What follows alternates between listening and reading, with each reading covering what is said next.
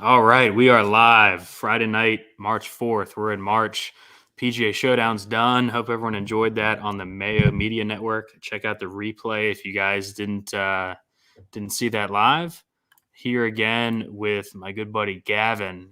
We're in March, Gavin. We got our annual trip to Vegas next Thursday, but we have a pretty big weekend coming up. Starting tomorrow, we got Coach K's farewell. But that is not on the main slate. We have a 13-game main slate. I know our other guest here loves more games on slates. We'll start with you, Gavin. What's going on with you this Friday night? Yeah, we don't get UNC Duke, but they gave us, 4 dog-ass ACC games in exchange. So, no, it's going to be a good slate. Last, decent-sized one that we'll probably do a show for with the Vegas trip next week. But, heck, just trying to not lose all my shekels 10 minutes into the slate on a Saturday.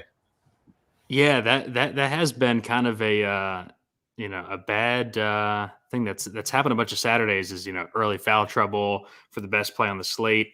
I know a guy who knows a lot about that. He's finally joined us here, Turtle from RG. What's going on, man? Hey, Steve. How's it going? Thanks for having me on. Yeah, we got a huge slate here. I know it's tough for you projecting, 30 games in one day. We have 13 here. What's usually like your overall thoughts when you approach these like big slates? Well, I mean, I'm trying to digest it as much as I can the night before. I mean, that's the tough thing with these things. We get the salaries so late in the day, so you kind of run through it, go to bed, wake up in the morning, like lock is coming soon. So it's a much different process than like a typical weekday where you can kind of bounce things around and think. So, I mean, that's part of the challenge. Like, that's why like 13 games, probably a little bit too much, especially if they're trying to grow the game and bring more casual people in. I mean, if I wasn't following college basketball every day and I saw a 13 game slate and I didn't have a ton of time to dive in, I probably wouldn't make a lineup. So, I mean, that's why we're here, kind of run through the stuff, give people the Cliff's notes, and yeah, should be a good slate though. Yeah, that's kind of why we like doing these shows on Friday nights. It gives some people a chance to watch live. Some people who wake up earlier than I do on Saturday, or Gavin, who's on the West Coast. God forbid a 9 a.m. block. Man, that's brutal. Yeah, out on that. But that's where we'll be next week. Because we'll be out west. Let's dive right in here, Gavin. First game on the slate, I think, is a really interesting one. Two teams that have been really volatile, especially in conference play. Bama at LSU, Bama 22nd at Ken Pom, LSU 16th at Ken Pom. What do you got for the people on this game, Gavin? 152 total. LSU laying 4 at home. So second best total on the slate. We're definitely going to have to pay attention in this spot. And yeah, Bama off the bad loss to Texas A&M at home by 16. It's the only game they've lost at home to a team not named Kentucky or Auburn all year. They lost the semi-home game to Davidson, but kind of a red flag at this stage. With Nate Oates calling them out a couple times for effort, for defense, but 19 turnovers against Texas A&M. Texas A&M converted that into 29 points, and LSU off a pretty impressive road cover at Arkansas. Only losing by 1. So first matchup was the total nut spot for Bama. Coming back home after they had lost 3 in a row. 2 were on the road to Mizzou and Mississippi State. And now LSU kind of gets them back in their yard, fully healthy with Xavier Pinson, now looking full strength. So definitely lean LSU a little bit in the spot. The Bama defense has just been so susceptible. I just can't see how they stop this LSU attack, given they'll give them the game that LSU wants. Yeah, so Turtle, I think this game right off the bat is, first look is going to kind of determine the slate for a lot of people. What's your first thoughts, kind of DFS wise? I guess start with the Bama side. We've got the forward merry-go-round that we've had all season. Davison's been starting recently and played pretty well, but obviously, like Gavin said, I think it's like the LSU forwards that are going to determine the slate. Yeah, I mean, due to the pricing, it's really tough to play any of the Bama guys here, or at least to prioritize it all. And I would certainly not play more than one Bama guy in pretty much any lineup. And in terms of the actual game, I think this is one where Bama could actually get ran off the floor a bit. Yeah, and where's freaking Turtle at? That's what I want to know. I didn't sign up. Where's Turtle? I can't. Nope, not doing a show. No, I wasn't even going to come on, and then Turtle come on. I got to know what's on the whiteboard behind you. Like, is that where the winners are? I mean, he's got Tari Eason. You know, he's got. It's literally my work schedule from a week in June, and it has not been released. Oh, I had to hop on with the boys. We did good last week. Now you guys got Turtle on here. It's going to be all winners. I know Gavin's Tanner Groves call almost won a couple people the Q, I think. Yeah. Anyways, go ahead, Turtle. No, I'm just saying it's tough to play Bama in this spot. LSU. I agree. I mean, I'd probably consider Days for a main lineup team, but I'm most interested in playing Tari Eason in tournaments just because of the crazy upside. Like, the dude can put up 40 points in like 18 minutes. So I mean, like you just did last game. Yeah. So I mean, that's obviously the focus of me, but I doubt I would have anyone from this game in my cash lineup. Yeah, so these LSU forwards you just have to remember, you know, low floor, high ceiling guys for both Days and Eason. Days is a little more consistent, but you know he's also the king of like the 2 fouls in the first half and then doesn't foul the rest of the game. Gavin can talk more about this. I think he won his seat in this exact matchup, the Bama game against LSU. When me and him went 1-2, the little rat stole a goddamn seat from me. We're going to talk about Big T's run out last night, which is brutal. But Turtle, see that run out? That was like the worst run out I've ever got in my life, I think. I sent him a message about him. It wasn't the worst money beat, obviously, but man, as far as the actual beat, oh my God, it was bad. No, I mean, text him. I was like, the last play wasn't even the worst part, though, Steve. Like, I was like, I had to be 99% to win at halftime of that Oregon game. Like, there's no way I don't win. I had 2 dudes and I was up like 25 points. Yeah, I mean, the beat's extra bad because like the Mania bracket, it's not like the biggest money in DFS, but it's really fun. It's like, about the pride and the fun. It's the badge. God damn it. It's the honor. So, I mean, I don't want to just have Will Richardson scored 0 points against Washington. Fantasy points almost. That's insane. He had negative 0.5 in the second half, Big T. If he gets 1 fantasy point in the second half, you win the Q. At least the white dude from Washington didn't beat me. For a while, it looked like the 3K Whitey was going to beat me. Bajima, yeah. That dude's terrible. Yeah. Well, so Big T, the only silver lining is the guy who won the seat last night would have played me in the first round. So I'm glad that I'm that we don't play each other? Yeah. So they fixed it. So I'm playing while we're going to be sitting there watching the games together. We'll see how DK said they're going to redo it all. Like what they have up now is just like a total cluster. Like they need to do it where like they space it as good as they can. Yeah. What do they do? Like because if it's random, what if you play yourself? You can't have 2 entries in the same quad. In the same quad. Is that why it's 4 max or whatever? Yeah. I think it's 3 max. Oh, 3 max. I was going to say, what's the turtle region where he just has all his names in one quadrant of the bracket? Dude, and just moves on. It's been a struggle. I've gotten like second like 6 or 7 times. I have 2, but yeah. Me, Big T, and Turtle, I think all have 5+ second places this year. It's because it's just us 3 playing against each other for the seats. I mean, they really just need to bring back like the 13-man. Yeah, I mean, this 37-man 250. I mean, come on. And we all put 3 in. It's like it makes it tough. I'd rather we all get second through 8, and some rando just fucking kills us. It is going to be fun though. Like you said, it's not about the money. I love March Madness. I know you guys do. So it's fun being in that bracket. Yeah. All right. Now let's circle back to this game. Let's get Tony's thoughts real quick before we move on. We've got LSU in a pace-up spot where we saw the forwards do really well last time. Eason crushed Bama last time, but he's off the bench. He fouls a lot. Do you have any opinions on this game or any plays here? Pinson's been really, really good since he's come back. Yeah, I'm not going to play Eason at 8K. I don't know. Obviously, I don't like any of these Bama guys, just looking at the prices. Darius Days, mean, I don't know. I think I'm off this game just looking at some of the prices. What's the deal with this Wilkinson? Is he a good value on the overall slate? He's a stand in the corner guy. He sucks. Who might get there just because of the pace up through peripherals or something. Who's the comparison to the Ohio State guy that tilted Stevie last night? He's literally the same guy. Oh, he's the same dude. I better put him in there. I better put him in the pool then. Taller Eugene Brown. Yeah. So Turtle Big T in the chat last night. Like, why wouldn't you play Joey Brunk over this Eugene Brown? Yeah.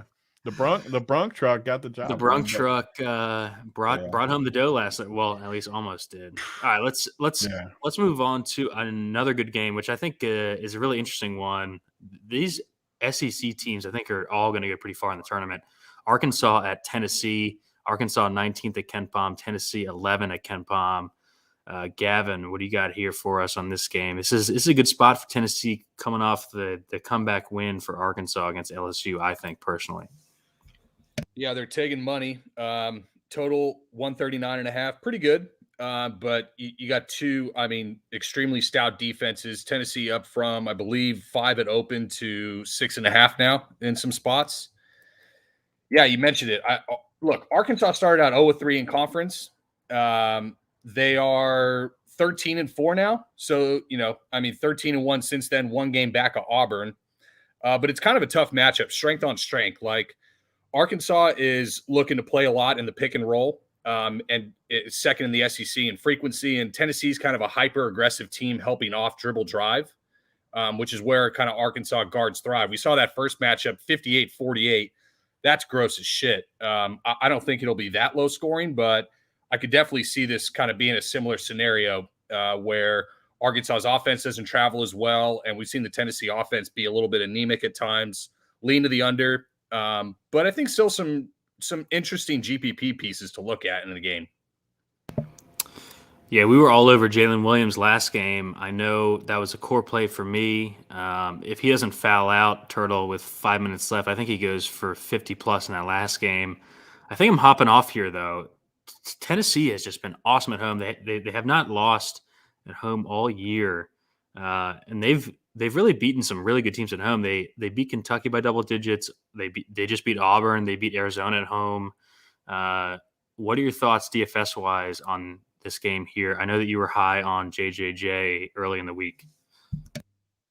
Yeah, I like the Tennessee side in this game. This kind of strikes me as a game where, Arkansas's rotations have stabilized a little bit. It kind of strikes me as a game where Musselman could get frustrated on how it's going and just start doing some weird shit with his rotation. So I don't really trust the minutes for any of the Arkansas guys outside of Jalen Williams because he has to be on the floor.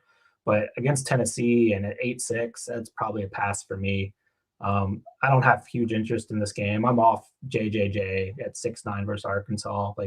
I'll take my run good on him earlier in the week and move on to somebody else. Love it. Yeah, I think one of the traps that we've gotten into a couple times this year is targeting the Arkansas pace up without taking enough into account, like them being the best defense besides Kentucky in the conference. So I think that kind of comes into what Gavin said here. I think this might be an underplay. It just seems like a game that you want pieces from, but the prices are up, tough matchup on both sides. What do you think here, Big T? No, I think what's the spread in this game? Tennessee's going to win. What's the spread? 6.5. Yeah, Tennessee. I freaking love Tennessee tomorrow in this spot. I think they limit. Arkansas has played a bunch of big games at home lately. Yeah. It feels like finally getting a tough road game. Is it senior day or no? Yep. It is? Okay. I think Tennessee rolls. I'm surprised the number's that big. That makes me like it even more. Yeah, I love Tennessee, but fantasy-wise, I think this is an easy fade. Look at all these prices. These guys are pretty expensive, at least the guys I would want to play. And you don't need to. It's a big slate. I'm perfectly fine fading this game and betting Tennessee. Yeah, I'm with you there. Let's move on to Gavin's favorite game of the day, Boston College at Georgia Tech. BC 145th at Ken Palm.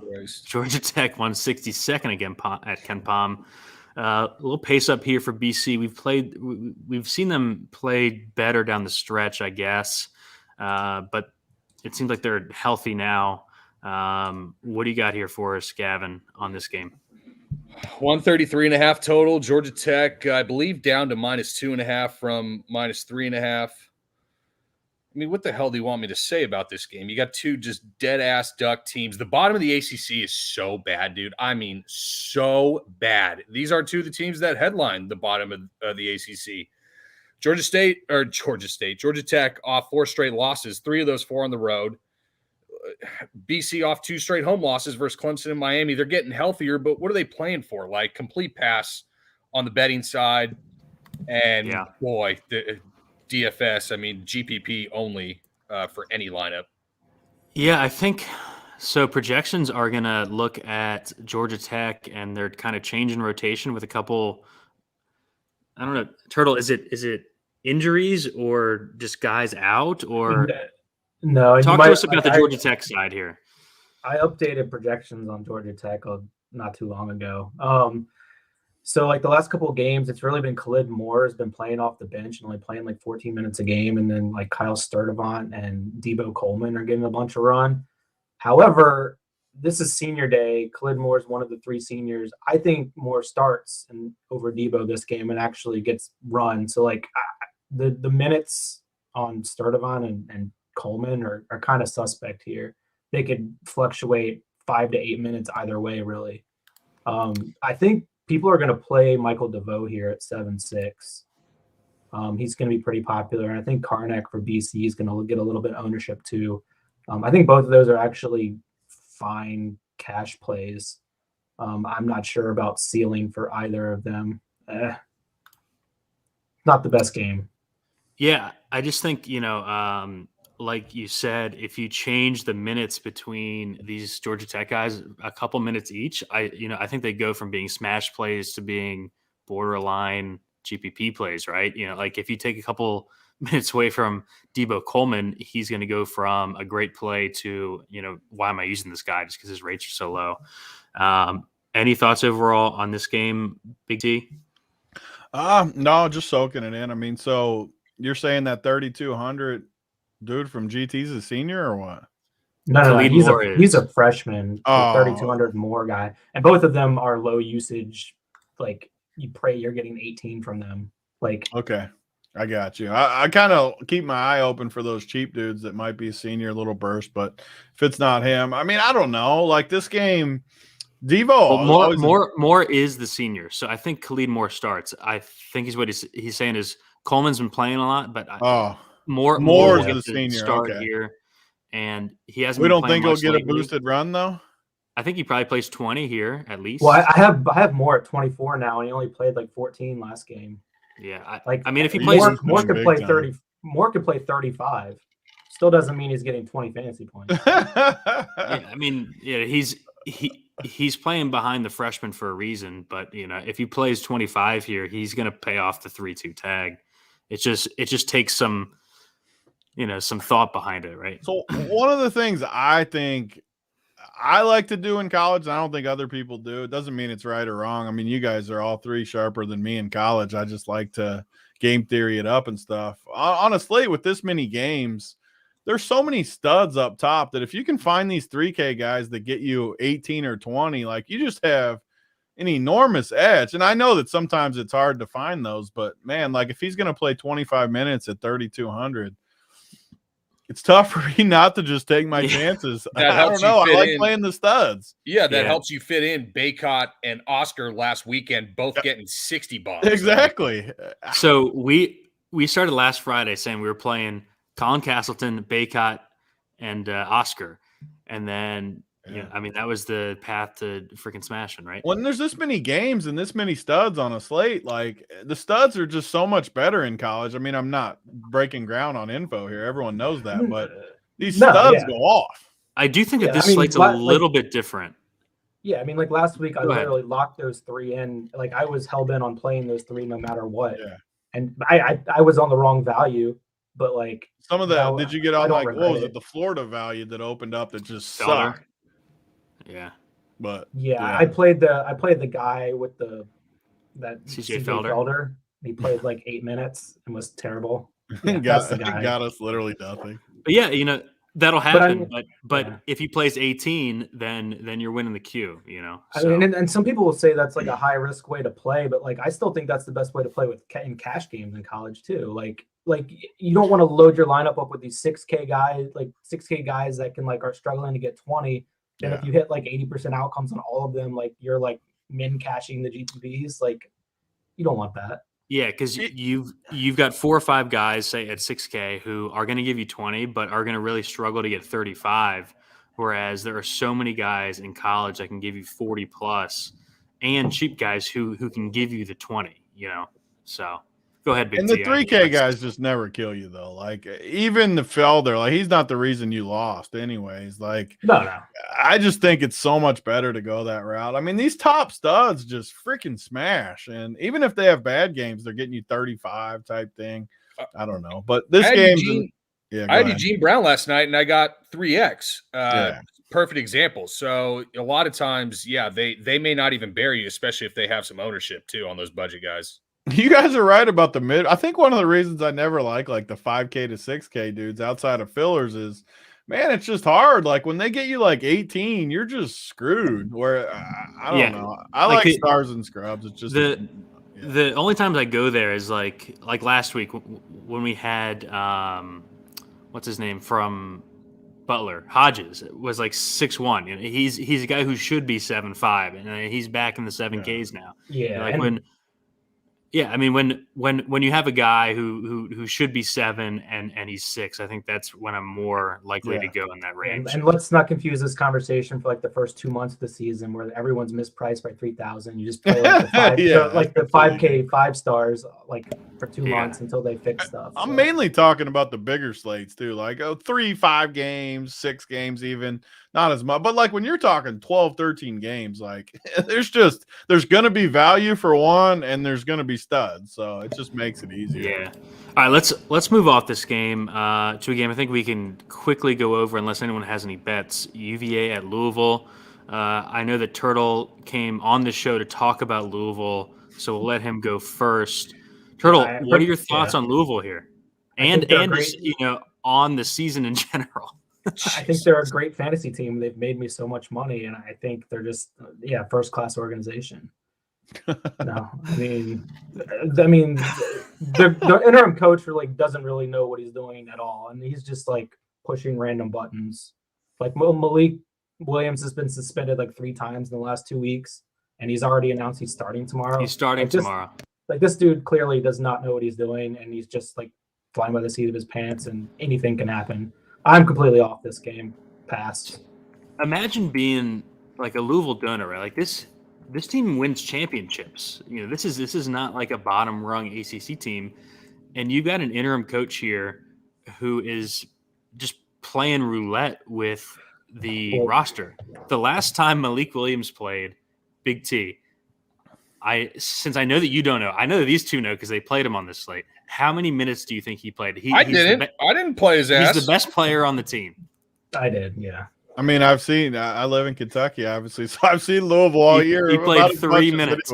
And they just. I've played dudes on this team too, where they just don't play. So this is a full avoid game for me. I got a question about a Virginia. How long has this Clark dude played? This has to be his 8th year. 6 years. Yeah. I mean, he was. Yeah. Him, Bohannon, and Brad Davison are competing for most career college games. Well, Clark is weird. He'll go through streaks though, where he does absolutely nothing, and then he'll just. Turtle always wants to play some Kihei. I like him too. Is the funny thing. He plays so many freaking minutes. Play him against the zone. That's it. Yeah, I can't play him here. Gavin, this is a perfect example of a dude I'd like on a 4-game slate and not on a 13-game slate. It's exactly what I was saying about a 6K guy. On the 13-game slate, if I end up playing Kihei at 5'8", and I'm watching the slate unfold, and this plays to 58 possessions, you're God, why? And he's an early lock too, right? If he was a late lock and you had to play him or something, it's just no. That's I did want to go to Big T. I mean, you bring up a huge lesson just in college basketball in general, especially in the COVID era. There's so many random late scratches whether it's, Oregon State last night or a week ago when it was UCLA having Tiger Campbell suspended. Like, PMR has never been more valuable than it has been in this season of college basketball, because sometimes so much value opens up. And so you better be look at Oregon State yesterday. Yeah. Even if you're not expecting it, right? Like Oregon State yesterday. I mean, I could be a perfect example for you three too. You guys all focus. I max enter every day and I don't pay attention, so I can miss news all the time. Like just tonight, I missed the damn lock of I didn't know it locked at 6. So yeah, that was weird. You get a huge edge by being in the Discord, the RG Discord, the Run Pure Discord, soaking in all the info. Because if you're actually trying and following the news, I mean, you can always pick up stuff to get in there and help. Yeah, I mean, Turtle, 3 or 4 times in the last 2 weeks, we've seen late news decide the 222, the Q, just with UCLA alone, right? Yeah, definitely. Yeah, so just you got to follow the slate, because even if you think you're dead, something might come up where you just like make that one pivot and you're Undertaker.gif. You're muted, Steve, you mutt. Even last Sunday, right? I start the slate with Sonogo and Cross. I'm sending Turtle messages about how bad these two are, and I pivot to a high upside lineup, and that's the one time that I take down the Q. So. I mean, having PMR in college basketball is always great. We're not going to play anyone from this game. I did want to check real quick if Gavin had a bet before we moved on. No, lean Virginia. They're taking a little money though. First game was absolutely disgusting. Yeah, can't bet on Louisville at this where they're at in the season. Absolutely not. All right, we'll move on to another good decent real life game. Poor DFS game. Nova at Butler. Nova 12th at KenPom. Butler 131. Butler fully healthy now. How is this spot, you think, for Nova, Gavin? Both teams outside the top 340 in tempo, by the way. Here's why I would typically think it's not a good spot for Nova is that they can't win the conference, right? And they're probably pretty cemented on the 3 line, barring early collapse in the conference tourney. They already beat Butler by 40 at home January 16th, 82-42. Like, holy shit. That being said, it's also a Jay Wright team. So I'm not really going to bet on a Nova team ever to come out flat. And if you can hang your hat on one thing, somehow Butler, number 1 in the country, catch and shoot 3-point defensive point per possession, 5th lowest defensive open 3 rate. So maybe they're able to stifle Nova from the 3-point line at home in Hinkle. But money's coming in on Nova. So I don't know. Butler doesn't have a ton to play for. This might be a hold your nose and bet Butler situation. Yeah, I know that Nova has historically 8.5. I saw it earlier. I'm not sure. I like Butler. I think Nova has historically struggled there too a bunch. That's too What do much. you think here, Turtle? Yeah, I mean 8.5 is too much here. I think this is going to be a pretty ugly. This is game. going to be like a 65. You also got, Bo Hodges, Aaron Thompson, Bryce Enzi, Bryce Golden, all seniors in their final game in Hinkle. Yeah, I think this is a game where I don't play anyone from DFS, but I just bet Butler and hold the nose, right? Yeah, I have a rule. If I sort by value in a game and Aaron Thompson's the best value, I just pass him. You just like, I love Aaron Thompson. How dare you? There has to be something better, right? Not for me. And Chuck Harris is not as he's Chuck like Harris. He's like Aaron Thompson who likes to shoot poorly. Yeah. So nah. Anything here for you, Big T? I got my kryptonite. One of these dudes that I always freaking play that I just feel like he's mispriced, but the matchup stuff. Enzi, man, he's 6K and he gets in the 30s and 40s, and he busts, but he's a tournament play where if you like Butler in this game, he's 6 freaking K. I'm gonna play him again. I just think he's under projected. Like I do. Yeah, it's just tough because like you're taking a guy in a 127 total on a 13-game slate. I get it completely. Yeah. I do. I'm not saying he's a smart play. I just think he's under projected. Like I think every site will have him lower than they should. I will say, so Gav, do you think Nova continues to take money here? Because I would love to get like 9 or 9.5 here. I think I would definitely slam some Butler if I can get 9 or 9.5. What do you think? I'd be pretty. Or are we betting them now? I don't think this gets to double digits for sure. I would be surprised if Nova took any money. Frankly, this kind of feels like one of those first knee-jerk reactions, like when Texas went from -2 opening at home versus Tech to +2 in 30 minutes, and then went all the way back to like -4 by tip. That's what this kind of feels like to me a little bit. I think this is probably the entry point for Butler, and I think that I just can't see Nova getting double digits in this spot. As good as Nova has been, people will just beat them by fucking 40. Some of the smarter money will come in on the 40-point loss last game, and they'll just play the overreaction, I think. Yeah. So, yeah. I think I'm going to be on the Butler side. I agree with you guys. Let's move on. I think an interesting spot here. I know Turtle and I were on Auburn early in the week. We got lucky with the overtime win. I had them first half. South Carolina at Auburn. South Carolina 96 at Ken Palm. Auburn 7th. Auburn's shown just freaking leaks in the boat on the road, but they're back at home. Pace spot here for Auburn. Is this a get-right spot here for you, Gavin, for the Auburn guys? You can call it a get-right spot. You can also call it the spot that Auburn locks up the SEC with a win. So, yeah, I think you get 100% full effort from Auburn here. They should have 4 straight non-covers. You know, they won by 13 in overtime at Ole Miss, which was their only cover during the last 4-game stretch. But damn right.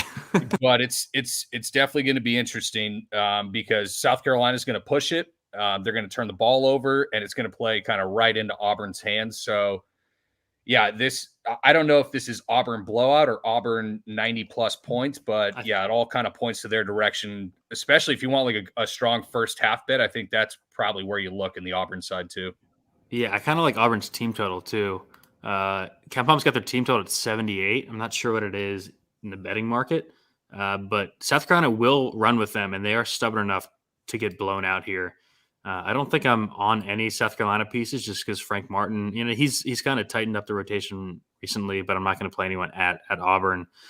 Turtle, we've seen Kessler here with the shoulder. I think I'm in a void until the tournament on Kessler. What do you think about how Jabari's played down the stretch? And then we've seen guys like Wendell and KD Johnson's price come down. Do you have any interest in those guys? Yeah, so I think Jabari's like finally this last week or two emerging like to make that one run he has in college, because he's obviously going to the draft. He's going to be a top 2 pick. Like he's finally showing that like alpha status, and like I think he's about to go on an insane run in the next 2 weeks. With the Kessler injury, it means he's going to have to take on more responsibility, especially rebounding. He's looking for a shot more. Like I think it's like the last 3 or 4 road games, he's shot over 15 times each game. Like I really like him for tournaments. South Carolina's pretty solid defensively, but I mean, they're not going to be able to withstand Auburn. So I like Jabari Smith a lot. Also, things South Carolina does, they foul a lot. And they turn the ball over, allow a lot of blocks. These are all things that Jabari and also KD Johnson are good at. KD's down under 5K, which makes him pretty interesting. Like he might not start, he might not play 26 plus minutes, but like he has paths to playing 32 plus and going nuclear. And he thinks the KD part stands for Kevin Durant, so my man's going to get some shots up when he's in. I love KD Johnson. I mean, we've seen him like low 6Ks recently, so seeing him at 4.6 in a pace spot, I am super interested in there. I'm going to rattle off Auburn's scores in their last home games. All right, 77 points, 94. 75, 100, 86, 80, 83, 85, 81, 81. They're going to score here. I really like KD. I think Wendell Green has, he shot like shit the last couple games. I think that he's priced down. I think he's in a great GPP play. He is a wild, kind of YOLO type player. I think it's going to hurt him in the tournament, but that's something we're talking about for the slate tomorrow. What do you think here, Big T, on the Auburn side? Yeah, I agree with you guys. It reminds me a little bit the opposite of Arkansas, where Arkansas has had all these home games in a row where they've crushed, beat some teams that maybe they are even with. Auburn's kind of been on the road getting beat up, like you talked about, leaking fluid a little bit. Now they get the perfect pace-up spot at home, playing for the SEC, like Gavin said. I mean, everything, they check all the boxes for me. My favorite guy, again, I don't follow it as close as you guys, was Wendell Green, though, at 6,300. I just think he looks underpriced to me. I guess KD, I mean, 4,800. I didn't realize he was higher priced than that before. He looks good. And yeah, Jabari. So 8,300. I think he crushes. I'm with Turtle on that. I mean, the spot's perfect. Why in the world is Kessler a guard on DraftKings, by the way? He's not a guard, is he? Don't get me started. He's a big white dude, right? Yeah, he's their center. Over 7 foot. Yeah, like how's he a freaking guard? I was confused for a minute looking at this stuff, but I was like, "Where's Kessler at?" Because I thought he was hurt or something. The guy at DK was just as confused for me. So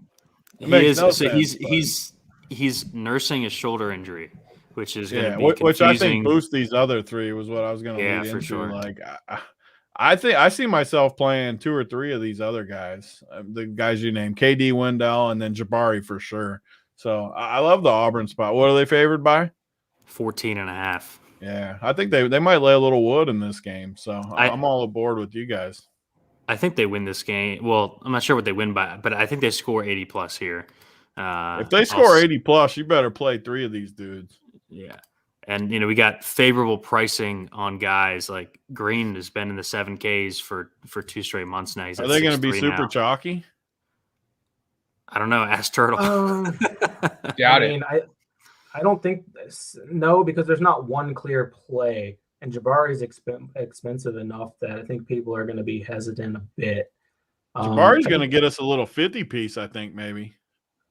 I think so. I think I'm limiting to 2 in any lineup just because they do have some bench pieces. Like in blowouts, they are one team that doesn't push their starters like to the full. Like a lot of teams, they'll play their starters up until like a minute and a half, then empty the bench. Like Pearl will balance minutes a bit. Like if they win this game by 20, I don't think Jabari's playing over 30 minutes.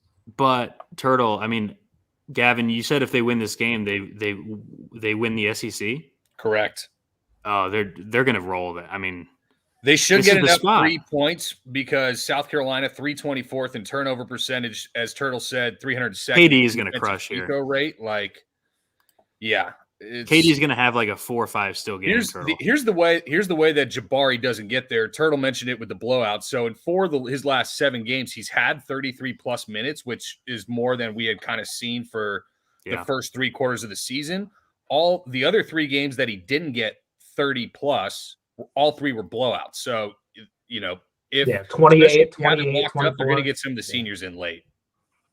Yeah, and he's at the highest price he's been at for what, 2 or 3 weeks here. But I think he's kind of deserved it. So I think all 4 of those guys are in play. Let's move on to another ACC game. I know Gavin's got a bet on this one that he's going to give out. We got Miami at Syracuse. Miami 60 at Ken Palm. Kind of struggling down the stretch. Syracuse has looked like shit. Their coach should retire, but he's going to hang on even after his kids leave for some reason. Gavin, what do you have here? We got the senior night for both of his kids plus Cole Swider. Imagine old Jimmy Boeheim not hanging it up after both his kids sail off into the sunset. But you got pretty much, the nut DFS game, 154 total, highest total on the slate. Syracuse, I think I saw up from -3 or up to -3 from -1. I bet the -1. I think it's still bettable in -3. I wouldn't lay the full unit, especially if I'm not getting that hook at -2.5. I still think it's bettable for like a half unit because I love the spot for Syracuse. It's a little bit of bucking against the market where Syracuse doesn't have much to play for. Miami still kind of playing for their tourney lives. Gavin, you aren't betting no freaking half unit. You're not a half unit guy. Well, I bet the full unit at -1, but I can't recommend to others to bet another full unit at a line 2 points worse than what I bet it at, I mean, you got. I bet it for a full unit. Yeah, you can't be doing no half units. You know what? I'm trying to preach responsible bankroll management, even if I don't practice it myself. So like, isn't the first matchup was 88-87. Syracuse led 44-26 with 40 seconds left in the first half, and Miami came all the way back at home. I kind of looked, an interesting note. Miami at the Carrier Dome, okay, 2021 lost 81-57, didn't play in 2020. 2019 lost 73-53 by 20. 2018 didn't play. 2017 lost 70-55. Kind of just a stinky ass travel spot for Miami, going all the way up to fucking boondocks of Syracuse, upstate New York. And yeah, like you said, all the seniors that they have on their team, Buddy, Jimmy, and Swider, all seniors. Sidibe also, for that matter. Gerard's a junior. So yeah, hopefully you get a full effort Syracuse in this spot. They're a much better team at home than on the road. So I laid the one, still think it's bettable at -3. Yeah, same. So we'll go to you, Turtle, because I am a bit concerned about the Miami guys in this spot. The prices are really good, right? Prices are awesome. What do you think, kind of balancing that with, we're thinking Syracuse wins this. Well, at least Gavin and I think that Syracuse plays well here with the advantageous Miami prices. Yeah, so I mean, like, there isn't a much better matchup in the country to be able to pick out guys for DFS than like playing against Syracuse. Like, they have trouble rebounding defensively, especially this year. They're not the same zone as they typically are. Like, they don't have great length or. And it's worse without Jesse Edwards. Oh, I mean, So, I mean, teams are going to score on them. They're going to get a lot of threes, a lot of assists, a lot of offensive rebounds, a lot of putbacks. So, I mean, like, there's going to be fantasy points galore. The challenge with the Miami guards is just picking the right one. You got McGusty, Wong, and Moore. I like Moore the best matching up against Syracuse of those three. All three are fine, though. Last game, Moore was... Did you just vomit in your mouth when you said that? I like Charlie Moore the best. Like, I play Charlie Moore like twice a year. He does good work for me. So we'll see what happens. I mean, I don't know if he's a guy I'm going to jam into my main lineup. I like Jordan Miller a lot. He's probably my favorite play of Miami. He's the one that's going to be crashing the boards a little bit more. He can shoot, can rebound, a little bit of assist action, should have a well-rounded stat line. He's only 5'5", should play in the 30s. I mean, it's a good game. It's just it's tough to pick out the pieces on both teams, really. Syracuse side, like, they have even more injuries. Like, their guys are going to play the whole game and kind of rotate minutes at the 5. So minutes are not a concern at all. Like, could be a game where Joe Girard decides to shoot 12 threes instead of 4 like he did last week and go nuts. Like, one of these guys is going to go off on each team, I believe. It's just a matter of who. Yeah, I think the Syracuse side is tougher to pick out just because they've had the same rotation the entire year, right? So they're priced kind of exactly how they should be for their roles. This is Buddy Boeheim senior night. I expect him to take like 20 shots here, so I think he's a really good tournament play. Before we go to Big T, Gavin, what are your thoughts on the Miami guys? I know you're a Wardenberg dude, but he's up above 6K now. He's above Wong. What do you think about the Miami guys here? Wardenberg's interesting for GPPs. I don't think you consider him a mainline guy, but he has that 3-point capability against that zone to at least make it interesting. I 100% agree with Jordan Miller. Like, I mean, he's been kind of the model of consistency for that team where we've seen Charlie Moore, Isaiah Wong, and Cam McDusty, go up and down pretty, high variance wise and score to score from game to game. But one sub 20 fantasy point game in the month of February, and it was 19 points. It's going to be up tempo. He's going to get a softer matchup inside for a guy who mainly works inside the arc and kind of relies on rebounds and peripherals definitely to get there. So yeah, I'm certainly on board. I like the Jordan Miller call. Isaiah Wong is interesting at his price, and I don't even want to get into the Charlie Moore players that I have. And McDusty, yeah. Big T, what are your thoughts on this game? We got the highest total on the slate here. Yeah, so I got my first rebuttal to the panel because I think Miami is just a stone lock tomorrow. I think Syracuse sucks, like really bad. And I think Miami has the guards. I love these guards against Syracuse. So I think Miami's a lock. And I like these guards a lot. You got, Charlie Moore, 6,600. Wong at 6,100. That's just too cheap. Miller, 55, like you guys said. What happened? I'm a big Wong guy. Oh, yeah. 6,100 is egregious for him against a team like Syracuse. I don't know. I like these guards. I want at least 2 of these guards on my team. Do we have our first bet of the day?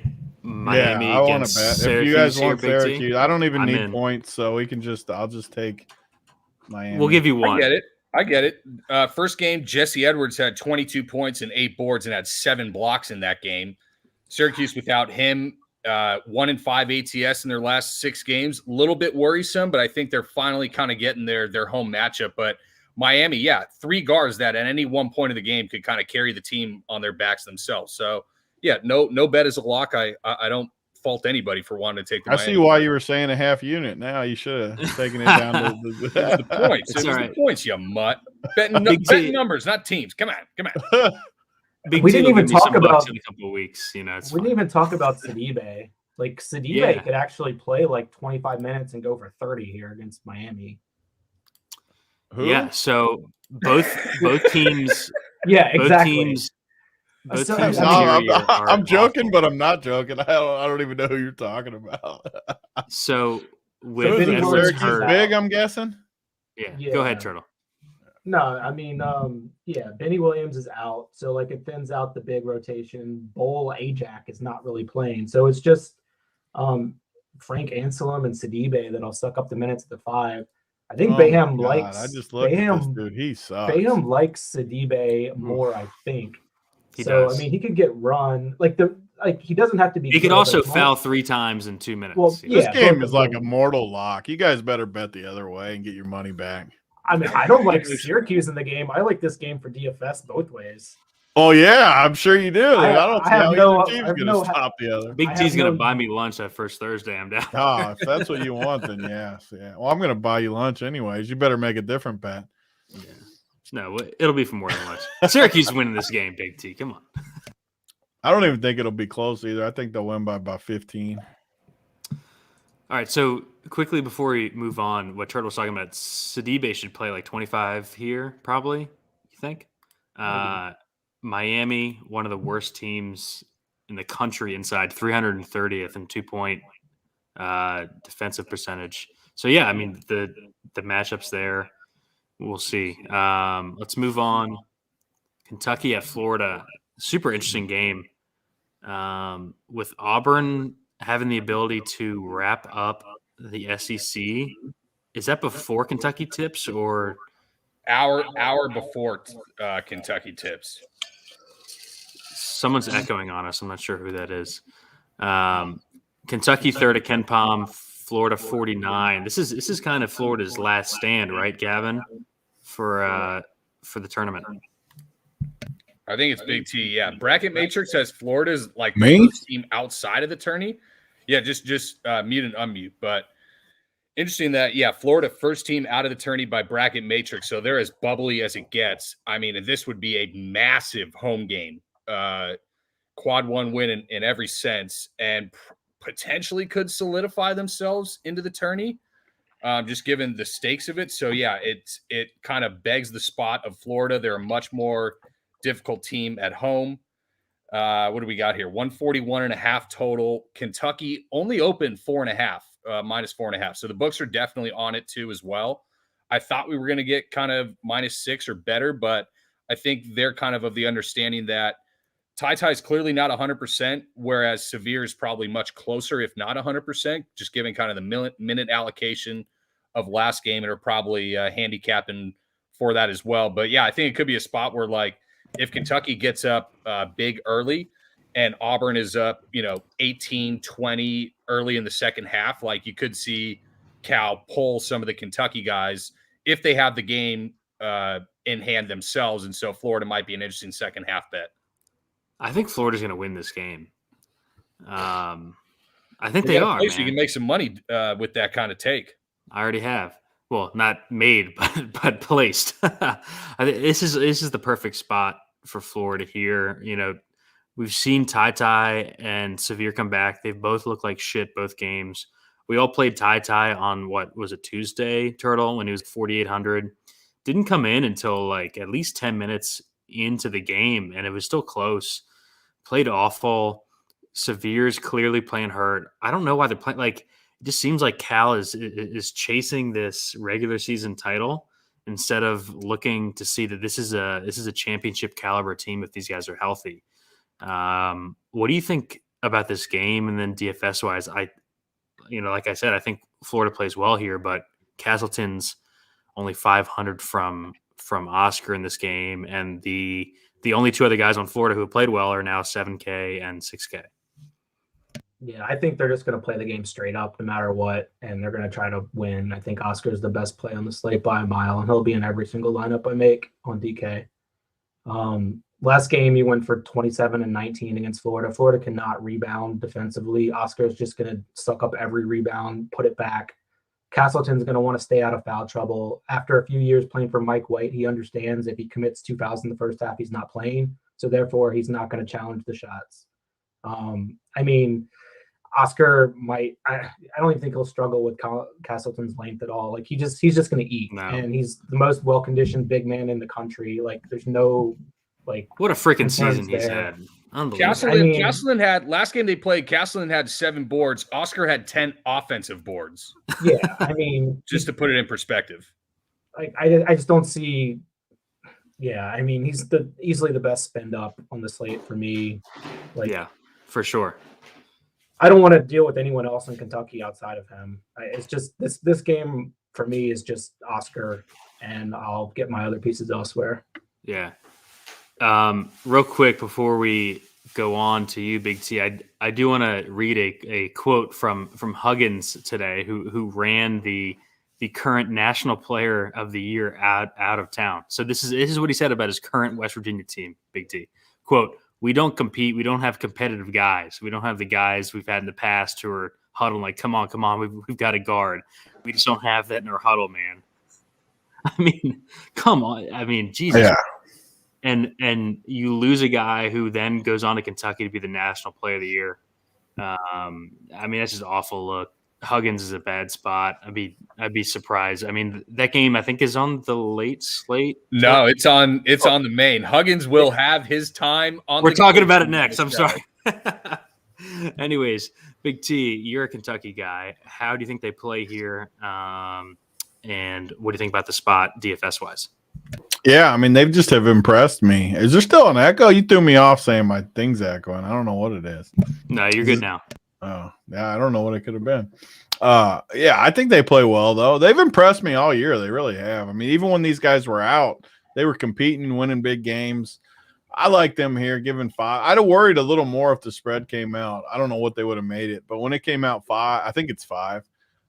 I have to like Kentucky. And, yeah, Oscar, I don't know how you don't play him every time. The dude – he's just so freaking consistent. And like we talked about at the beginning of the show, when you can get 50 plus from this guy, you can afford to take chances on some of those cheap guys to make it happen because his ceiling is just so high. Yeah. He's never as high owned as he should be either. Like, do people not realize how much a 40-point floor? People have faded him the entire season waiting for him to not have a 15 rebound game. He's just – it's impossible for – the ball just sticks to him. He goes up and it just sticks and he puts it back like Turtle said. The dude's just incredible. Yeah. When's the last time you've seen a rebounder as good as him in college, Big T? What do you think? Probably never. Honestly. I can't think of he's 6'9". Yeah. 20% offensive rebound rate and 35 defensively. 55%. He squeezes everything in sight. Who's even a comparison? Who's been close to him? Well, we thought Luka Garza was the cheat code in college basketball, for the last couple of years, and then Oscar comes in, and the crazy thing about Oscar is forget about the offensive involvement. Obviously, the crazy rebounding percentage, the steals. He's 10th in the conference in block percentage and 12th in steal percentage. He can rack up peripherals too. 4 to 5 to 6 easily without even, trying. I mean, Yeah, he's old Hug. I got a bobblehead from old. Speaking of Huggy, I should have brought Huggy over to the show talking about Oscar. I mean, it's a 30-year-old bobblehead. Look at that. I forgot I got the OG Huggy Bear UC bobblehead. Yeah. I mean, Oscar's been the first guy in my lineup pretty much for the last 2 months, Turtle. Do you agree? I mean, yeah, I mean, I think you figure out the lineup around him, not the other way around. He should be 11K on the slate. Yeah. He's 9.9, so. Yeah, all right. So anything else here, Gavin, before we move on? Do you have any interest in like an Appleby continuing to shoot 75% from the floor? I guess I played him last slate and he didn't, by the way.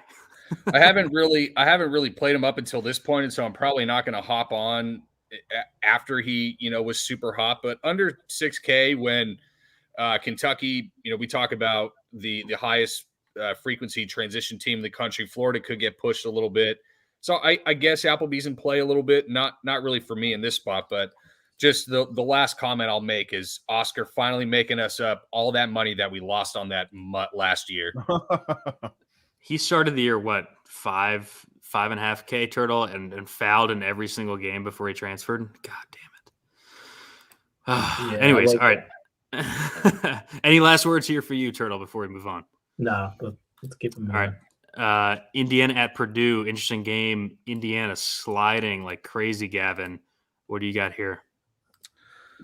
141 total. Purdue laying 10 at home. Purdue, one of the better team totals on the slate. Kind of an ultimate buy spot for them off 2 road losses with revenge after losing 68-65 in Bloomington and unable to win the Big Ten for Purdue. If you remember the Rob Finney shot, I think, was it that won it last time. Indiana ran pick and roll last game versus Purdue at pretty much double their season rate, which is kind of no surprise given that's kind of the game plan on Purdue. And, I think since the last time they've played, the other game plan on Purdue has been you just kind of isolate the bigs. You let them get their 2 points at a time, and you take away the 3 ball because that's the only way to slow them down. And Indiana, like you said, playing for desperation. I think on the 12 line per bracket matrix, so they're definitely on the bubble. If they lose here and first round out in the Big Ten tournament, they may not make the tournament. So maybe we get a good effort here, but it's also road Indiana, so never a spot that I'm looking to bet on. Yeah, I don't mind betting Purdue here in some way. Maybe not the 10, but a team total or first half. I think they come out pissed off after they played just so awful. I mean, they played terribly against Michigan State, Wisconsin. Every single national papers call them out for being frauds. I think Purdue comes out real hot here and plays very well. But the issue, Turtle, is we're not getting any discount on their guys. What do you think DFS-wise in this game? Do you have any interest in Indiana first? And then what do you think about the Purdue prices? Not really. No, not much interest in Indiana. Certainly not playing TJD at Purdue, elevated price tag. Miller Kopp and Parker Stewart are somewhat interesting, but Parker Stewart. That's my guy. That's a rough sweat to 14 points. I don't think I'm ready for that tomorrow. And then on like the Purdue side, like Ivy is fine, but like I'm not playing him over Jabari Smith this slate, and I doubt that I have money to play both of them with Oscar. So he's kind of just probably a pass for me there. And then Eden Williams, obviously splitting minutes. I will say if you're playing on FanDuel, Trevion Williams is like 4,800. So you can play him over there. He's what? 4,800. What a fucking mouth breather site that is. Jesus Christ. Hey, you gotta jam in the action where it's good. I'll get my $127 off. Yeah. To be fair, Matt Painter's playing like 14 minutes a game, and I hope he loses in the tournament with Trevion playing less than 20 minutes so I can just rail him on Twitter. I can't believe he didn't transfer. Like, I was hoping. Does he like playing 19 minutes a game? Like, the entire thing this offseason was like he got in good shape so he could play the 4 with Edie at the 5, and they're like, no, we're going to continue to jam, who is it, like Ethan Morton and like Caleb First, and like all these guys on the court. Isaiah Thompson. Yeah, just super frustrating. Big T, let's get your thoughts here before we move on. Pretty good team total for Purdue. What do you think?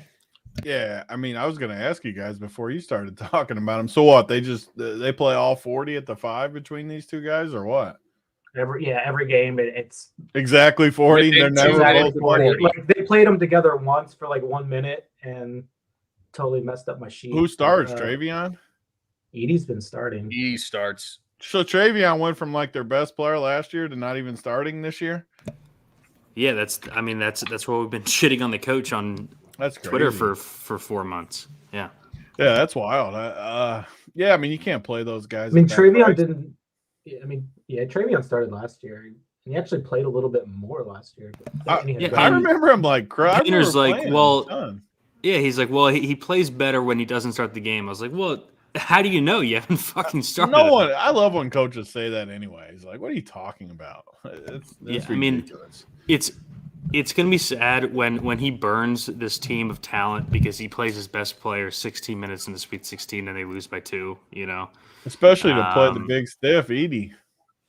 God, he just can't guard anyone. Like you just put him in the pick and roll and he just gets decimated every single possession. Of course. Is this Cop dude the dude from Northwestern? Yep. Yep. He can stroke it. He treated me well at Northwestern. I might play him tomorrow. I got good vibes with him. If they ever pass on the ball. Interesting matchup getting Mason Gillis rather than the TJD versus the Purdue guys. Yeah. I think I'm more interested in like the cheap Indiana guys, maybe as a punt, like a Parker Stewart, just because they're going to get 30 plus. Turtle, but I'm probably going Hunter over any of those guys. You know what I mean? At pretty much the same price, given the minute. Eric Hunter? Yeah, I mean, as bad as that sounds. I'll cede the floor to the Eric Hunter whisperer, or Turtle here, who won a seat with that fucking wind sprinter himself. Yeah, he's like, I'll play him once a year. He did his thing for me. I don't need to play him again. Yeah. All right. Let's move on to the game that I for some reason thought was on the afternoon slate. TCU at West Virginia. TCU going to make the tournament here. Top 40 at KenPom, Gavin. West Virginia in the toilet. West Virginia laying 2.5 here at home on senior night. I've already bet TCU money line. I think this team's kind of sneaky moving forward. I like a bunch of their pieces. I like Miles. I like Miller. I like Lampkin. I think Davian Baugh is playing well down the stretch. What do you think? Yeah, TCU is going to be a little bit matchup susceptible because if they find a team that can put pressure on Miles at the point of attack and keep TCU off the offensive glass, then they're going to have a hard time manufacturing in the half court. But yeah, 136 total.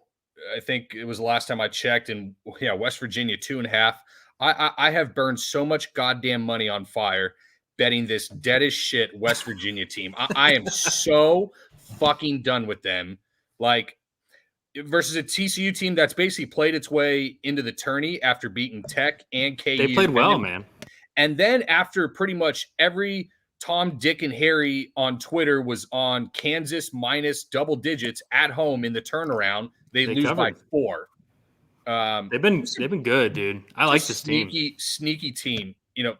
Big Freddie didn't play in the first matchup against West Virginia, and West Virginia is a team. They're like one of the 5 worst teams in allowing offensive rebounding percentage. So, yeah, Freddie Lampkin, I love him in this spot, man. Certainly. Big T, what do you think? I thought I was on mute. I like Malik. I like Malik Curry. I'm sure people won't. At least I don't think people will like him tomorrow. But it looks to me like he's carved out a role. I think he's had 3 or 4 straight big games. 5,100 still. I like him a ton, but I don't like him much else from this game. Yeah, Curry, man. Like the last 2 slates, if Huggins had just sat Kedrian Johnson, Turtle, how rich would we be? I could feed my family at least. He wouldn't be eating cup noodle. Malik Curry is literally stealing from my kids. This last week. No, I mean, he's Kedrian offense. has started and Like, played, what, 6 and 8 minutes or something like that? I mean, he's offense on a team that needs offense. Like, can't just let Taz Sherman just take like 15 threes a game. Like, That's what he wants to do. The scary thing with Malik Curry is I feel like we're going to get rugged at any time with him. Like, it's going to happen. I mean, my favorite play in this game is Eddie Lampkin by far. That's Gavin's boy. Gavin, unmute yourself. What did I do? I was getting another beer. He said his favorite play is Eddie Lampkin. I fucking love Eddie Lampkin. He's still coming off that injury. Like, I'm telling you, this guy has been. I thought you were going to come back with I'm stiff or something like that. I had him in a first look. He's an interesting pivot to like what very well could be heavy ownership on a Raekwon Evans or a John Butler, where if he gets kind of I think his minutes are more sustainable than like a John Butler, not as much as Raekwon, but he's got way more ceiling than Raekwon Evans. So I love Eddie in this spot against a anemic West Virginia defensive and rebounding team. Yeah, go ahead, Turtle. Sorry about that. No. Yeah, exactly what he said. Like, he can hit the offensive glass. That's West Virginia's kryptonite, basically. It's been pretty impressive. Like, just TCU as a team, they're like the second best offensive rebounding team in the country. Like, it's a pretty good matchup for them. Like, I think they win here. West Virginia is a tough place to play, but like, I can't imagine the level of effort of the non-freshmen on the teams after that quote comes out. Like, this could go, I guess, one of two ways. Like, they can. I mean, it's a brutal quote, right? Jesus. I mean, I can't see how there's not some transfers in the offseason. There's that. And I just wonder how much he's going to shift the playing time to freshmen, if at all, or if he's just going to ride this out. Because, like, Malik Curry was like a one-season, like, senior transfer. Like, he's not a freshman that's in their future plans. So, like, yeah, it'd be interesting to see how it kind of plays out. A lot of uncertainty. I do like Lampkin, though. And as Gavin was alluding to, like, Lampkin's the same price as Evans, who's going to be chalk in the late game we'll get to. But there's a chance through injuries that play can kind of disintegrate based on availability. So yeah, I mean, it would be super tough for me to play a West Virginia guy with those quotes coming out.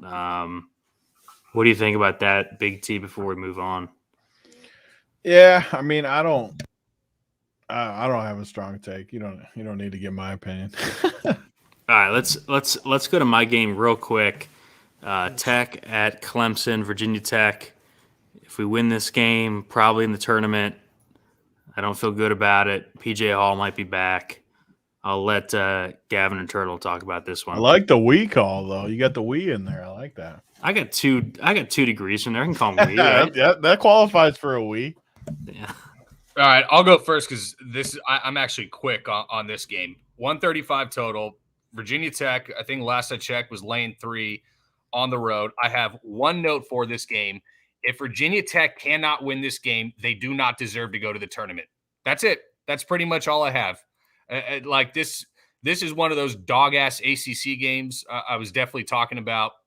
I lean Va Tech, but I've burned a lot of money with them too this year. So I'm kind of off of that train, and they've shown up in some flat spots, and a team that shoots a lot of threes, especially in conference play. If they go cold on the road, they're going to be susceptible in this spot. Turtle, what do you think? Yeah, and his extra dog ass. Like, I don't have much interest at all in anything. Like, I could see one of Mutz or Aluma doing something, but I mean, I think they're priced too high now. They are. And they like eat into each other a bit more, like almost like, I mean, if I play any of them, it'd be Mutz just because he's a bit cheaper and he can put together those like well-rounded stat lines. So, like, so as the semi-expert, I will say, coach is trying to play more of the bench because he's taking a lot of heat from. I'm sure you remember like mid-conference play when he was playing all the guys like 38 minutes. He's like, well, then why'd you recruit Darius Maddox and Padula and these guys? And those guys have played pretty well. And actually they won that Miami game because of Padula and Maddox. So I have some concerns. Like the reason we're playing the VT guys, right, is because they were like St. Bonaventure where all 5 guys are playing 40 minutes a game. But I don't think that's the case now. Any takes on this game, Big T? No, I was looking at some of these cheap guys, but they look pretty shitty too. So I don't know. Clemson at home. What's Clemson's tournament status? Done. Done, out no matter what? Better than done. Way out. And Virginia Tech needs to win to get in. Okay. If we win, we're probably on like the first 4 in. If Virginia Tech loses, they're probably making the if they don't make the ACC conference tourney finals, they're probably done. Yeah. This is a must win for us. What's the spread? Clemson's no. Tech laying 3 last time I checked. Oh yeah, I like Virginia Tech then. As far as fantasy though, I mean you guys are right. The top guys. We played Aluma last week, I think, on the show. He did well. He put up like 35. He was nice. I mean, that was a good slate last week. That's why I had to come back on for the show because last week we crushed. But Mutts and Aluma, they're just expensive. So I can't go there over like the Auburn guy and a few of the other studs on the board. Turtle, do you have any read on PJ Hall before we move on? I wasn't sure if you brought that up. I was shooing some people out the door. I kind of think he sits out this one and then tries to play in the ACC tournament. I mean, it's been like a management. Like he's had this foot issue all year, and then he re-aggravated it. There's nothing structural, but like he's hasn't really been practicing all year anyway. I think they probably sit him here and just try to make a run next week. I'm with you that they sit him and wait. I hope so. Let's move on. The goddamn golf show went late. Big T. You guys are talking about 1v1s in the 6K range for an hour. Yeah, we were winners. I know Turtle's getting in there tomorrow. Yeah, I mean, I need to. I've been playing PGA. PGA's fun. Makes me want those PGA showdown slates have been awesome. I've been loving the shows. Play these dudes tomorrow, these afternoon dudes, and it's gonna. I love stacking the early guys. Seeing how I'm doing, then going to the bar on Saturday. Yep, that's another good part about the early guys. You don't have to sweat late. Yeah. All right, let's go to what I think, and I'm pretty sure Turtle thinks is going to be the most pivotal game on the slate. NC State at Florida State, 2 teams that are kind of out of it, but guys who 2 teams that can score and play fast, and the rotations have been kind of been cut down here. We see the NC State guys kind of priced where they should be, but Gavin, I'm going to skip you and start with Turtle here. Turtle, Florida State, give me your spiel. What do you think happens? It's tough because Caleb Mills practiced kind of, and I don't trust Leonard Hamilton's 14-player playing ass about his quote about he was just jogging. So like if he he was jogging on the sideline. Bullshit. If he's practicing, he's probably in there. I'm on the fence. I currently have Mills projected out. If I have projected in, it kind of gums up a lot of things. If Mills is out, Evans is the best play on the slate at 4-6 because he's probably going to run 30, 34 minutes against this terrible NC State team. But if Mills plays, it can flatten out minutes across the board. Evans, Worley, Anthony play makes them all viable and fine, just not the smash plays that they probably are here. But so that makes it really tough because we're going to be waiting on Caleb Mills news all slate. In this last window, you're going to need options. So I was alluding to earlier with playing Lampkin, Lampkin's the same price as Evans, so it gives you some flexibility there if you're only playing one of them. But I mean, the key to the slate's probably going to be getting Florida State right, because I think 2 or 3 of them are going to do well. And then on the NC State side, there's some decent plays there too. Turquavion always has upside. It's not a guy that's going to project from a medium perspective well, but dude can drop 50. There's not many guys on the slate that can do that. That's kind of where I'm at. And actually, John Butler is a great play too at the same price tag. And he's much less affected by Mills. So you could go into that late window with 2 guys at the 4-6 and come out probably pretty well between Evans, Butler, and Lampkin. I so think there's some optionality there. I think you have more pivots than we usually do with these late games, right? Big T, you said Turk Daddy. He ended up with a good game last Saturday. He started out the game 1 of 13 or something like that. He was super hurtful in the first half, but still got to 35 for us. I'll go to you next. do you like? I mean, it's a great total here. Florida State has had injuries. If these guys sit, like say Mills sits, I think we have some real good plays on the Florida State side. What do you think? Yeah, the hard part for me is you only got this game in late. You almost have to just gamble. And if the other, I don't even know who the dude is you guys were talking about, but if he plays, it kills all these guys, like Turtle was saying. So you almost have to just gamble one way or the other that he plays or doesn't play and go with it, because you don't have that many pivots, I don't think, if he plays. These guys become way worse, in my opinion. And I don't know. I like Turk Daddy, though. I always like him. The upside's ridiculous when you look at some of the big games he's had throughout the year. He's always liked him since last Friday's show. I mean, I played him one other time, but I've liked him for 2 weeks now. Yeah, go ahead. Yeah, I mean, like the great thing about him is that he's gonna absolutely chuck threes. Like he's had 243 threes this game. Like, and that's what you want to do against Florida State. Like, you don't want him like dealing with the length inside with the wacky inflatable two-man John Butler in the paint. Like, he's going to shoot 12 threes in this game. I think he shot 13 last game against Florida State. 13. And I'm dead ass serious. Like, I'm pretty sure that's Turtle loves John Butler too. I always look at Turtle's numbers and stuff. He always has freaking John Butler highlighted as a tournament play. He freaking loves him. I've lost so much money because of Turtle's core tag thing on John Butler. Just killing me. Dude, I love John Butler. He fouls. That's it. He's a lanky freshman. I think he put up like 40 last game, and I had none of him. Big T, he got a 40 piece. Big T, he's a freshman. He's 7'1", 175. Oh. 175 might be soaking wet with the phone book in his pants too. All right, Gavin. I screwed you by going to you last. You're usually the leadoff. What do you have to mop up this game here? What are your thoughts? Yeah, it's 146 total. We gotta pay attention. I think Florida State's taking money up from -6 to -7.5 in this spot. Last game played to 70 possessions, 83 to 81. I think Florida State was like 1.17 points per possession. NC State 1.14.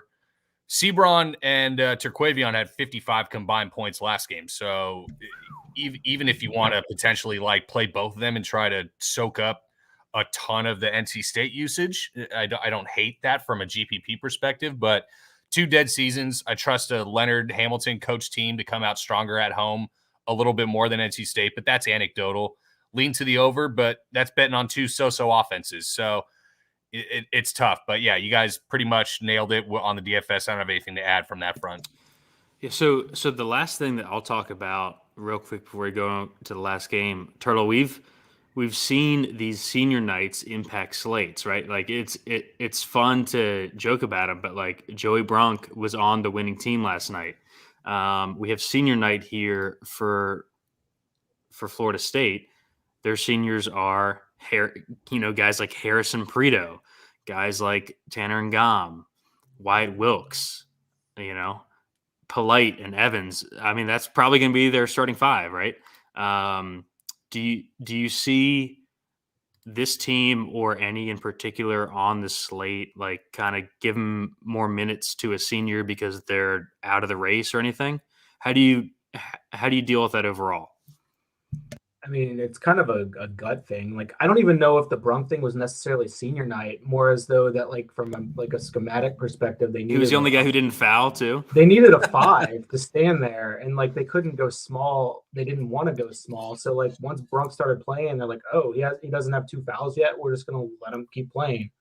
So, I mean, you never really know. The one spot on the slate, really, I have kind of just like a gut feel is Georgia Tech playing Khalid Moore over like Sturdivant and Debo. But I think Florida State plays this probably pretty straight up. Like, those guys are playing enough as is. Like, I don't think Leonard Hamilton's old ass wants to see Harrison Preto play 30 minutes. Like, he wants to give minutes to the guys who are going to be back next year, like the god John Butler. So I think that's they're going to play it as normal as he typically plays it. Yeah. So we didn't mention it, but Cleveland missed the last game with the illness. If Cleveland and Mills play, do you think anyone on Florida State is in play? I'm actually Butler. gonna, Evans, Only. Butler, maybe. probably Butler. I'm gonna make a contingency set tonight and kind of take a look at it, so I have that ready. I haven't gone through that yet. I Yeah. think Evans still might be playable at 4.6. Like if you move him down to like I don't 20 23 minutes, like he's still like over a 4x play. Like I can't imagine he doesn't play more than 25 here. So like I think Evans is probably in play regardless. Yeah. All right, let's move on to the last game. We've been on for too long. It is a really good game though. Seton Hall at Creighton. Ken Palm's got Seton Hall 33rd, Creighton 67th. Gavin, what do you got on this one? I see Creighton projected -1. What's the spread? You might have an earlier line. I did this about an hour before the show, but Seton Hall -1 was the last line I had. I think Creighton is probably going to take money if they haven't already. They're off that miracle win against UConn without Nembhard. They've won 7 of their last 8. It basically played 6 guys last game. So it's an interesting scenario where Seton Hall is going to be a team to push them. Seton Hall's off 4 straight wins, but they're only 1-3 against the spread during that time. So they've looked plenty susceptible. And, both teams I think are relatively comfortably in the tournament. So it's not a win and you're in kind of situation. But I want to lean with Creighton, even without Nembhard. I worry that they had to use Roddy Andrikhalishvili a little bit more than I would have liked because Trey Alexander is just not ready to be a offense initiating point guard. As much as he's still relatively interesting from a DFS perspective, but I think a great game. Creighton only took 12 3-pointers against UConn, which is, extremely low for them and makes sense for UConn, a team that runs teams off the 3-point line. And I think Creighton has a little bit of chance to definitely hit some 3-pointers here against the Seton Hall team and cover that. Yeah, the guy I'm most interested in this game, I think, is Kadari Richmond, who I've just been waiting to have the game that he freaking had off the slate, of course, Turtle. Off the slate earlier this week, he puts up 37.5. He's here under 6K. What do you think about this game overall? And, like Gavin said, Creighton's playing 5 guys right now. I think that we have a bunch of plays here in this last game, even though it might not be the greatest total. Yeah, like Kadari seems like a great play. I'm interested to think what Gavin thinks from a defensive perspective, like with Creighton's recent injuries. Like, are they a far worse team defensively, especially like guarding someone like Richmond, or because I think they might be, but regardless, Richmond does a lot and he's under 6K. Like he has upside on his minutes. Like I think it's like pretty, it's not the best game, but I think he's a pretty good price and a good producer. Yeah. What do you think, Gavin? I think I have a ton of interest in Richmond. I'm not sure how he's projecting, Turtle. Gavin, what do you think about the matchup for him specifically? Yeah, look, Nembhard was not on the floor because he was some kind of elite defensive stopper by any means. One, he's an undersized point guard at his position for especially some of these bigger-bodied Big East point guards, a la a Colin Gillespie, a la an RJ Cole, who's way thicker than he is, something like that. It's a pretty good matchup for Kadari. But look, Kadari is a high variance guy, regardless of what his minute outlook looks like, with or without Bryce Aiken. He can go. We played him one slate where he went like 0 of 13 from the field or something. He still paid off. 3 of 19 from the field against St. John's. Yeah, we played him on that one. And he got there. So yeah, he's a guy. Turtle, he was like 30% owned on that slate, by the way. He thrives. He thrives on a lot of defensive peripherals too. He can certainly rack those up. So it's interesting. I'll tell you honestly, I wasn't really considering Kadari coming into the slate. I love him. It is an interesting play. It is, and especially if you're holding a couple of pieces, and you get some bad news in this Florida State game, it definitely could be an area to pivot to. 100%. Yeah. But before we go to our wrap up segment, real quick, Turtle, I want to get your quick thoughts on Creighton and like Kalkbrenner and Hawkins here. Both have played really well. There's just no one that's taking their minutes, right? Like, it's awesome when you get big guys who are going to play 35 plus. Yeah. 7-4 for Kalkbrenner. Like, I think Kalkbrenner's the better play, but Hawkins has more upside. That makes any Hawkins sense. just like continually crushes. Even though I don't think he's going to continue to do it, right? But I mean, if you plot out like all of his like outputs for this, like there's just a massive distribution on Hawkins. Like it's just much wider than Kalkbrenner. So, and it's tougher to pay over 8K for him. So like, I probably have much more interest in Kalkbrenner. But like Seton Hall has some big guys in the paint that might make his life a bit difficult. Yeah. Obiaku, definitely. If you scroll down far enough, Turtle, you can find the one game all season that he used Hawkins when he put up 4.75 fantasy points. Oh, man. All right. Yeah, well, I mean, like Seton Hall is really good. I mean, like 2 I think defense, Obiagu, Gavin, can do a good enough job on Kalk where I'm not sure if I could use him on a main team, but he's definitely GPP worthy. What do you think about Kalk versus Obiagu? And then I'll start our last segment here before we sign off. Kalkbrenner has shown me too much this year in the strides that he's taken from last year for me to worry about Obiagu as a matchup. The only worry is like Kalkbrenner won't be able to go directly through him. I mean, he showed me enough in terms of kind of offensive post acumen this year, especially compared to last year. Frankly, I might be worried about Obiagu playing substantial minutes here. I think you're right in terms of like for Hawkins, Seton Hall is a much tougher defensive team with kind of their long switchable wings, whether it's Roden, Tyree Samuel, Trey Jackson, even kind of Miles Cale can make bigger guys, frustrated by pressuring them on a switch. So yeah, I think Kalkbrenner's certainly in play, probably only for a GPP perspective, but he's also a guy who Seton Hall, especially without Bryce Aiken, has been highly reliant on scoring at the rim. I think their percentage of 2-point distribution has gone up like 8 percentage points since Aiken has left the team. So if that's the case, then Kalkbrenner has some more block upside. Yeah, I think it's an interesting spot for him. I don't think there's any way I play Obiagu regardless. Yeah. All right. Well, let's wrap up with what we usually do. We'll do our favorite player 7K and up and favorite player 5K or less. Let's start with our newest guest, Turtle. We'll let you have the first pick. 7K plus, 5K or under. Doesn't have to be like a cash play, just like a favorite play for whatever reason that you want. I mean, I'm just going to go easy chalk here with Oscar. Like, it's just too good of a spot. And in terms of the under 5K guy, I like Eddie Lampkin.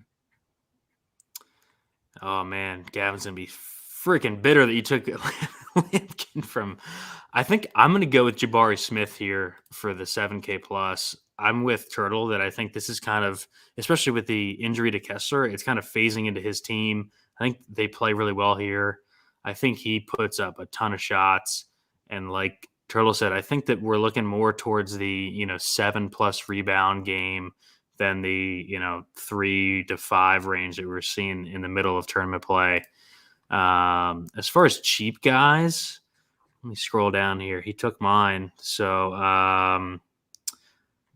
actually, Gavin, why don't you go quick on your favorite spend here? Because it better be the guy who I'm thinking of.